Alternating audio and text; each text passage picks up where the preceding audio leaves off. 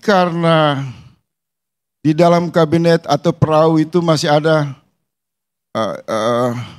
peninggalan dari loyalis Jokowi, sehingga ketika ditanya bagaimana dengan kinerja kabinet ini, saya setuju dengan pendapat publik. Semua akan mengatakan bahwa bukan kinerja saja, masuknya geng Solo ke dalam komposisi kabinet Pak Prabowo itu problem utama. Dimulai dari Gibran, saya sebut saja mungkin Menteri Dalam Negeri, Pak Tito, juga yang paling banyak disoroti publik misal Erick Thohir, Projo juga Budi Ari, dan lain-lain yang mereka sebut di berbagai kanal media sosial sebagai komplotan atau geng Solo.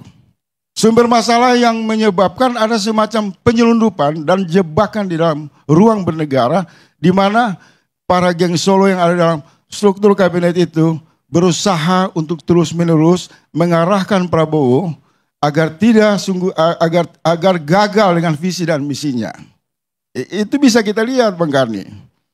Misal dalam yang tadi disebut di awal, soal pagar laut. Bagaimana perintah yang sangat terang dan jelas dilakukan oleh Pak Prabowo, tapi hambatan itu justru datang dari geng Solo. Kelompok loyalis Jokowi. Tapi lagi-lagi hambatannya, saya kembali lagi, datang dari kubu Pak Jokowi, geng Solo. Ini satu realitas politik yang tidak bisa dinafikan. Yang memberi harapan kepada rakyat, gambaran kepada rakyat bahwa Pak Prabowo ingin efisiensi terhadap penggunaan anggaran. Itu terlihat. Kalau kita lihat Jokowi 2014, 2019 nggak dipangkas.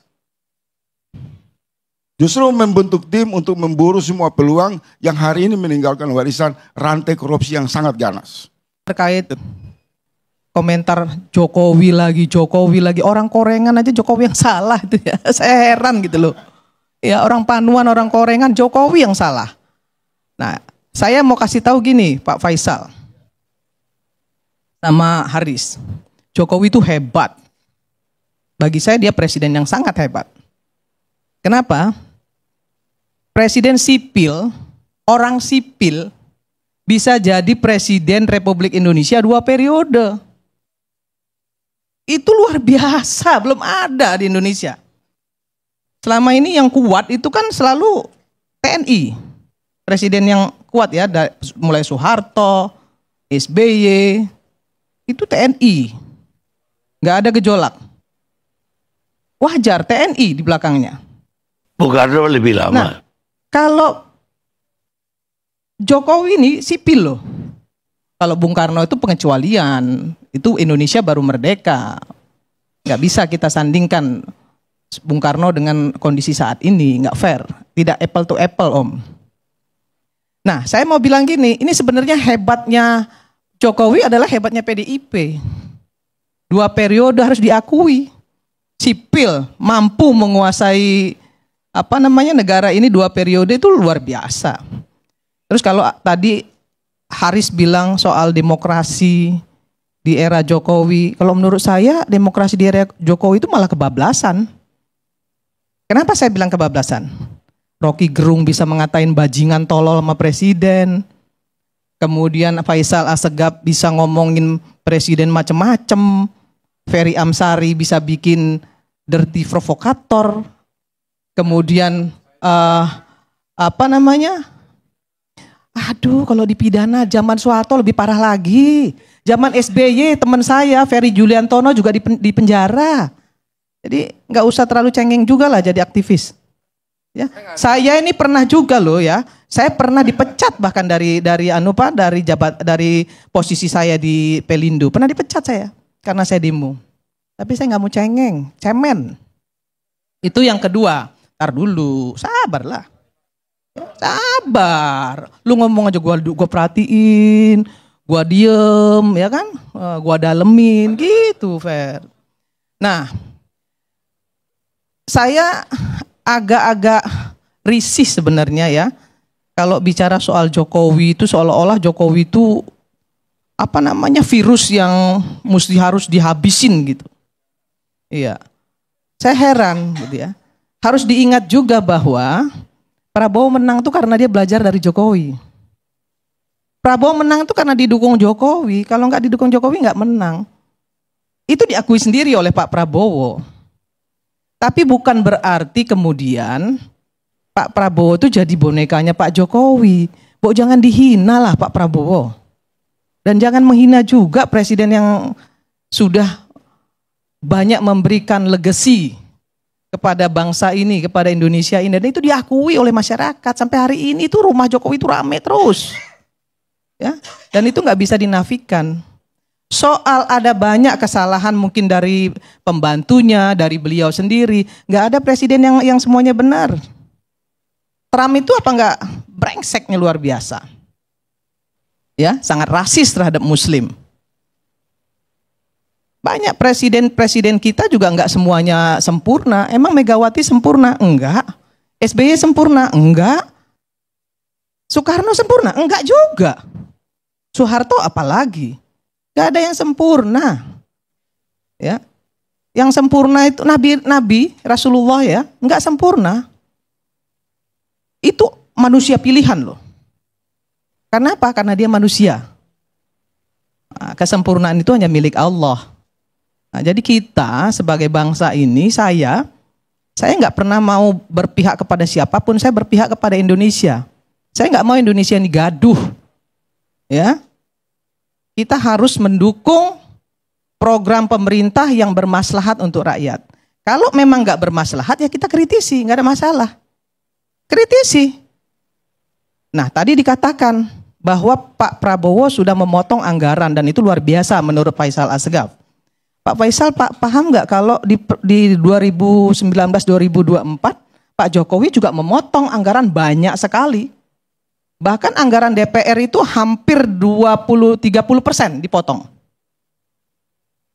Dipotong Pak. Harusnya kita misalnya ada jatah nih ya. Saya terbuka aja. 2 kali kunjungan kerja, kita hanya 1 kali kunjungan kerja. Dibintangin. Sampai pada marah-marah tuh anggota DPR karena banyak sekali program DPR yang nggak bisa berjalan. Dipotong. Bu Sri Mulyani itu udah kalau datang ke DPR itu udah males saja dia. Kenapa? Karena selalu diprotes. Dipotong 30%. Dibintangin. Banyak sekali, bukan 1-2. Ya, perjalanan dinas ASN juga dipotong sama Pak Jokowi. Kemudian anggaran DPRD dipotong sama Pak Jokowi jadi PP 33.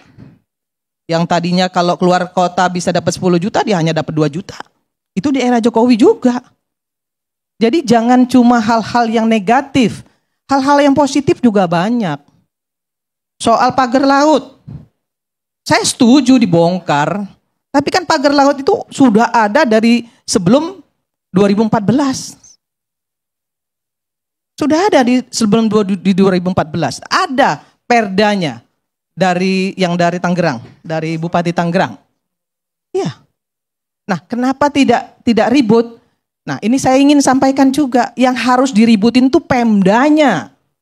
Karena otonomi daerah itu menyatakan bahwa Pemdanya yang harus bertanggung jawab. Nggak semuanya harus pemerintah pusat. Pemdanya yang ngaco. Ya Pemdanya yang dimintai pertanggungjawaban. Pemda kita nih sekarang nih selama ini harus tahu juga nih ya semua masyarakat dan teman-teman semua di sini. Dari 37 provinsi hanya 7 provinsi yang mandiri, yang lainnya semuanya masih subsidi. Hanya bisa menghabiskan APBD, mandatory spending. Kalau saya bilang gubernur nggak usah dipilih langsung, nggak usah, nggak punya daerah, nggak punya wilayah, nggak punya masyarakat, untuk apa? Kerjanya hanya mengkoordinasikan pusat dengan bupati dan wali kota. Habis-habisin biaya. Stop aja. Nah, kemudian kalau kita mau bicara soal hukum, bicara soal keadilan, bicara soal bagaimana parlemen itu bisa menjadi parlemen yang betul-betul menjadi harapan masyarakat. Rekrutmen. Ya, rekrutmen partai politik kan juga harus benar. Nanti Pak Bang Ferry itu tadi saya baru ngobrol sama beliau. Ini bukan soal yang nggak boleh diselesaikan, harus diselesaikan. Iya, ini nggak di Komisi 2 sayangnya. Nah, tapi ini harus diselesaikan gitu ya. Karena apa? Karena isi parlemen itu tergantung dari rekrutmen partai politik. Undang-undang siapa yang bikin? Pemerintah dan parlemen. Kalau parlemen isinya orang-orang yang tidak berkualitas, ya undang-undangnya juga nggak akan berkualitas. Itu saya kritisi. Partai politik saya kritisi. Kenapa? Karena rekrutmennya gagal. Banyak teman-teman yang di DPR yang ada juga loh. Kalau mau tahu saya kasih tahu. Yang 1 tahun itu datang cuma 5 kali ada, tapi tidak ada yang namanya punishment dari partai politiknya. Nah ini yang rusak. Nah ini kan kita juga harus beresin. Terkait dengan 100 hari Prabowo Gibran, ada 7 poin yang ingin saya sampaikan. Yang pertama, ada keberpihakan kepada UMKM, ya, petani nelayan, pajaknya dihapuskan, modal diberi, kemudahan untuk ambil dari bank. Itu supporting dari UMKM kepada UMKM, petani dan nelayan dari pemerintah. Kenaikan guru, kenaikan gaji guru, ya. Nah, kemudian ada lagi makan bergizi gratis. Tapi memang saya mau ngomel juga nih dengan Badan Gizi Nasional soal yang bicara soal serangga. Ya, menurut saya yang nggak gatel tuh nggak usah digaruk gitu loh. Ngomong tuh ya lebih konstruktif lah. Jangan bikin malu pemerintah juga. Seolah-olah pemerintah nggak punya uang. Sehingga serangga pun harus dijadikan menu makan bergizi gratis. Ya kadang-kadang yang nggak gatel juga digaruk gitu. Padahal untuk menyiapkan anggaran itu sudah tersedia 71 triliun. Bahkan ketika misalnya MUI mengatakan ambil dana zakat untuk MBG, saya nggak setuju. Nggak setuju. Ada yang bisa lebih bisa untuk bisa diandalkan untuk menambah ya anggaran makan bergizi gratis itu. Cukai rokok 150 triliun per tahun. Itu kan dana kesakitan masyarakat, Bang Karni. Cukai rokok itu dana kesakitan masyarakat. Itu bukan pajak. Itu adalah bagian dari tanggung jawab perusahaan rokok terhadap kesakitan masyarakat akibat merokok. Nah, itu bisa dikembalikan lagi dananya untuk kesejahteraan masyarakat. Bisa masuk ke MBG, bisa masuk ke BPJS Kesehatan. Nggak perlu harus ngambil dana zakat, 150 triliun. Kalau perlu naikin lagi cukai rokoknya menjadi lebih tinggi lagi supaya nggak banyak orang merokok. Ya kan, kalau satu bungkus rokok 30.000 atau 40.000, yakin saya turun itu perokok itu. Iya kan?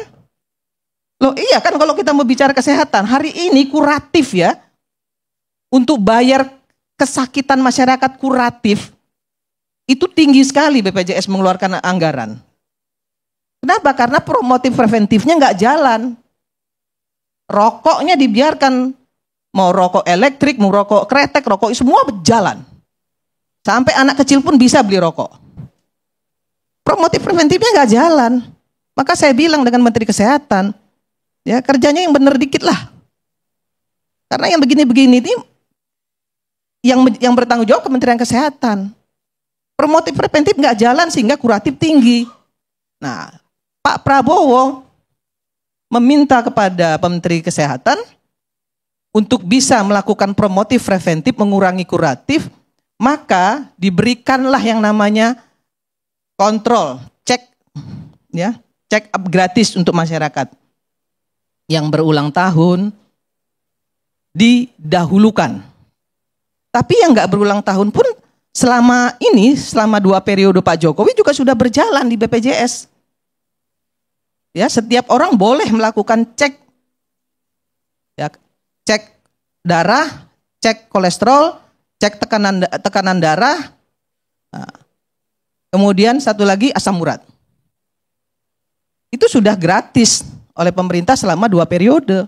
Itu harus tahu loh, seluruh masyarakat dan kita semua harus tahu. Sudah terlalu banyak yang diberikan pemerintah sebenarnya. Nah, hanya saja banyak juga program-program pemerintah itu tidak terkomunikasikan ke publik dengan baik, Noel. Kenapa? Karena juru bicara presiden, juru bicara istana itu tidak melakukan pekerjaannya dengan baik, sehingga masyarakat tidak paham, tidak ngerti apa yang sebenarnya ada, fasilitas-fasilitas yang diberikan oleh pemerintah. Ya kan? Bilang bansos, dikira bansos itu hanya bagi-bagi beras, enggak. Sebenarnya namanya Perlinsos, perlindungan sosial yang diberikan pemerintah Jokowi, dilanjutkan oleh Presiden Prabowo. Apa? Subsidi listrik, subsidi BBM, kemudian ada yang namanya jamban sehat, ada yang namanya bedah rumah, itu semua ada. Ada yang namanya BLK komunitas, wah banyak sekali yang diberikan pemerintah sebenarnya kepada rakyat. Mungkin kalian di sini semua nggak tahu itu. Saya tahu karena saya di bawah. Dari komisi saya aja, ya saya mau kasih tahu, yang diberikan pemerintah itu sangat banyak sekali. BLK komunitas, ya, kemudian jalan setapak untuk desa, itu dari Kementerian Tenaga Kerja tuh, tenaga kerja mandiri, ya, belum lagi pendidikan vokasi untuk anak-anak SMA, ya, yang diberikan Kementerian Tenaga Kerja. Nah, masalahnya, kekurangannya di mana? Kekurangannya ketika BLK komunitas itu dibuat. Selesai dibuat, diberikan peralatan, selesai. Pemerintah tidak memberikan lagi supporting untuk bagaimana BLK ini bisa bertahan. Ya, sumber daya manusianya untuk mendidik anak-anak ini selanjutnya itu dibiarkan menjadi tanggung jawab penerima. Nah, sementara penerimanya tidak punya anggaran untuk melanjutkan BLK komunitas ini. Itu Noel. Itu menjadi tanggung jawabmu besok. Ya. Nah, terkait lagi dengan misalnya kemarin ada penembakan nelayan, ya, bukan nelayan, TKI Indonesia oleh Malaysia. Apa yang kau kerjakan, Noel? Kau harus minta pertanggungjawaban Malaysia loh. Kalau mereka bersenjata boleh ditembak. Kalau mereka nggak punya senjata, memang nggak boleh dong mereka main tembak-tembak begitu saja. Ini kedaulatan negara loh ya. Nah, Anda harus tahu itu, dan itu harus ditindaklanjuti. Marwah bangsa itu. Banyak lagi sebenarnya yang ingin saya sampaikan di sini, bahwa kita semua ini harusnya bersyukur. Nah, kalau ada banyak yang belum terselesaikan dari program pemerintah, itu bukan penipuan. Karena apa? Ada program jangka panjang, jangka pendek, jangka menengah, kemudian program prioritas. Nah, kalau ada program yang belum terselesaikan karena waktu, karena anggaran, itu bukan penipuan. Wah, presiden menipu. Buktinya program kerjanya yang gini belum selesai, yang ini belum selesai. Ya nggak bisa selesai juga kalau cuma 5 tahun. Nah, yang begini-begini harusnya kita sama-sama duduk. Ya, teman-teman semua memberikan masukan tadi, bagi saya itu penting. Kenapa? Karena pemerintah yang absolut, yang terlalu absolut juga pasti nantinya akan jadi diktator. Dan nggak bagus, nggak ada yang kontrol. Jadi harus ada kontrol sistem yang efektif juga dari kita-kita ini. Tetapi saya ingin sampaikan juga yang konstruktif lah. Jangan dikit-dikit Jokowi, dikit-dikit Jokowi. Saya bukan mau bela Jokowi, tapi kalau semua masalah kayaknya ditimpahin dengan Jokowi, kok kayaknya Jokowi ini kayak sampah gitu loh. Ya. Yang bilang sampah tapi siapa tadi? Oh gitu. Oh berarti Anda sampah dong ya. Jadi sebentar Pak. Ya nggak apa-apa sebentar. Saya kan Nanti nggak saya kasih menyebut waktu. nama Bu Irma tadi kan. Saya bicara dengan pandangan yang umum saja. Ya. 3 kali sebut nama saya. Oke. Nanti ada waktunya lagi kan setelah ini. Saya belum selesai Pak. 15 menit ini Bu Irma. Belum. Saya hitung. Coba Belum. Sebentar lagi, 1 menit lagi. 1 menit lagi. Saya ingin sampaikan kepada kita semua, 100 hari Presiden Prabowo Gibran ini, menurut saya sudah cukup bagus. Sudah cukup konstruktif. Kalau ada yang masih kurang, wajar-wajar saja. Nanti kita lihat ke depan, kita kawal bersama. Karena anggarannya baru turun di pertengahan Januari, dan itu juga belum semuanya cair, ya kan? Karena seluruh program kerja, kebijakan dan lain sebagainya tidak akan pernah berjalan kalau tidak ada anggaran. Nah, mungkin itu dari saya. Mudah-mudahan ya dengan apa yang kita sampaikan semua tadi bermanfaat bagi masyarakat Indonesia, bagi pemerintah, menjadi kontrol juga untuk kita semua.